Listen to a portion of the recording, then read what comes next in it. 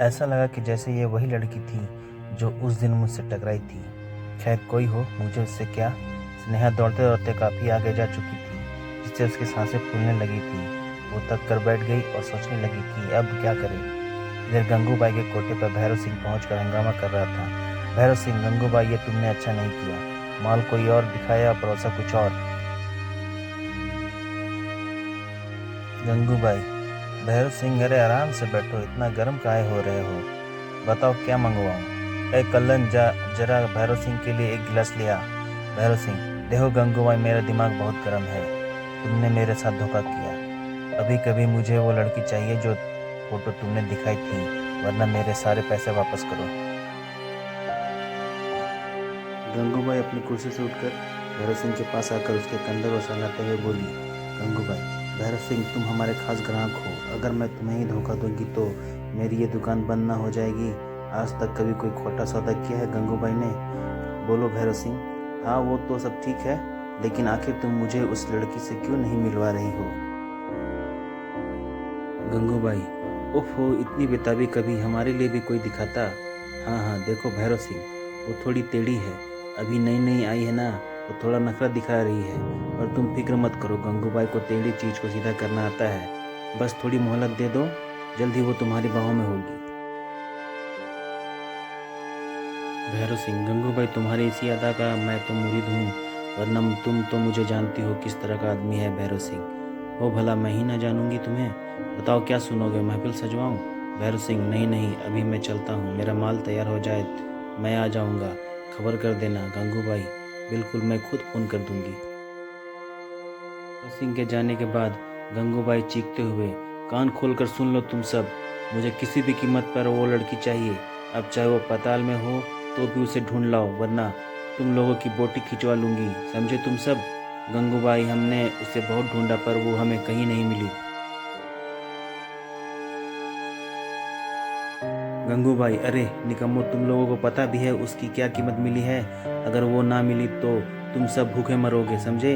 वो भैरव सिंह मुझे छोड़ेगा नहीं, और अगर मैं ना रही तो तुम सबका क्या होगा? अब खड़े क्यों हो, जाओ जाकर ढूंढो उसे। गंगूबाई की सांसें फूल रही थी, मगर मारे गुस्से के वो जैसे नागिन की तरफ पुकार रही थी कि आज पहली बार कोई उसके चंगुल से निकल गया था। तभी रानी उसके पास पानी लेकर आई।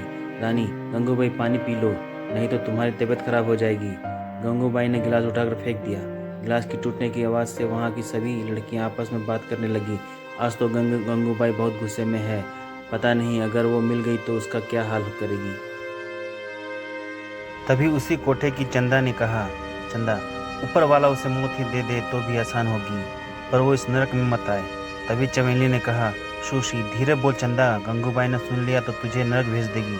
चंदा, ये कोई स्वर्ग है क्या, जहाँ रोज हम सब मरते हैं? उसने एक ठंडी आह भरी। इधर से नेहा ने फिर से सोचा कि एक बार नीलम को फिर से कॉल करती हूँ। उसने इसी उम्मीद में फिर से फ़ोन मिलाया तो नीलम ने फ़ौरन ही फ़ोन उठा लिया और उसकी आवाज़ पहचान ली। नीलम, अरे स्नेहा, तुम कहाँ चली गई थी? मैंने अपनी दोस्त से बात की है, तुम मेरे हॉस्टल चली जाओ, लेकिन हाँ, एक दो रोज में तुम्हें अपना कोई बंदोबस्त करना होगा, क्योंकि तुम वहाँ ज़्यादा दिन नहीं रुक सकती, तुम्हें तो पता ही है। स्नेहा, ठीक है, मैं एक दो रोज में ही अपना कहीं देख लूँगी। थैंक यू यार, मैं तुम्हारा एहसान कभी नहीं भूलूंगी। नीलम, इसमें एहसान वाली क्या बात है, ये तो मेरा फ़र्ज है दोस्त की मदद करना। इधर उत्कर्ष अपने मेहमानों से मिल रहा था कि तभी उसे किसी ने आवाज़ दी।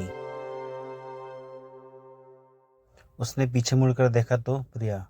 हेलो उत्कर्ष, कैसे हो? उत्कर्ष अजरत से, हाय। प्रिया, लगता है तुमने मुझे पहचाना नहीं, मैं रणधीर सिंह की बेटी, तुम्हारे बचपन की फ्रेंड। उत्कर्ष, ओह, अभी पहचाना, काफ़ी टाइम बाद देखा तो सचमुच पहचान नहीं पाया। और बताओ कैसी हो? प्रिया, मैं बिल्कुल ठीक हूँ, अपना कहो। उत्कर्ष, मैं भी अच्छा हूँ आजकल। और तो क्या कर रही हो? प्रिया शर्माते हुए, अब आगे तो तुम जानती ही होगे। उत्कर्ष, मैं कैसे जानता हूँ? प्रिया, तुम बहुत नौटी हो ही। और वो शर्मा कर वहाँ से चली गई। इधर रणधीर सिंह और उसकी पत्नी सुधा आपस में बात कर रहे थे। सुधा, ए जी सुनिए, इससे अच्छा मौका नहीं मिलेगा, तुम प्रिया और उत्कर्ष की शादी की बात कर लो चाची जी से। रणधीर सिंह, हाँ भगवान तुम फिक्र मत करो, मैं मौका मिलते ही प्रिया की शादी की बात कर लूँगा और तुम बात पक्की ही समझो। चाची जी इनकार नहीं कर सकती हैं। सुधा, अच्छा इतने यकीन से आप कैसे कह सकते हैं कि वो इधर तैयार हो जाएंगी? रणधीर सिंह, बस तुम देखते जाओ मैं कैसे राजी करता हूँ। और फिर क्या कमी है हमारी बेटी में? तैयार हो तो उन्हें होना ही होगा। इधर उत्कर्ष, अजीब लड़की है, नोटी। और मैं, रात काफ़ी ज़्यादा हो चुकी थी, सारे मेहमान जा चुके थे। उत्कर्ष ने जैकलीन को कॉल किया। जैकलीन, हाय स्वीटहार्ट, कैसे हो? उत्कर्ष, ठीक हूँ। और क्या कर रही थी? Jacqueline, packing. उत्कर्ष, पैकिंग? कहाँ जा रही हो? जैकलीन, पापा के पास। उत्कर्ष, अचानक से पापा के पास जाने का फैसला क्यों? Are you okay? जैकलीन, वो मामा कुछ दिनों के लिए अपने बॉयफ्रेंड मैक के साथ वीकेंड पर गई हैं, तो पापा ने कहा कि यहाँ आ जाओ। उत्कर्ष, अच्छा। जैकलीन, एनीवे तुम कब आ रहे हो? उत्कर्ष, जल्द ही। जैकलीन, और बताओ इंडिया में कैसा लग रहा है? और दादी कैसी हैं? उत्कर्ष, अच्छा है सब। मेरे आने के बाद दादी भी ठीक हैं। तभी किसी ने दरवाजे पर दस्तक दी। उत्कर्ष, कौन?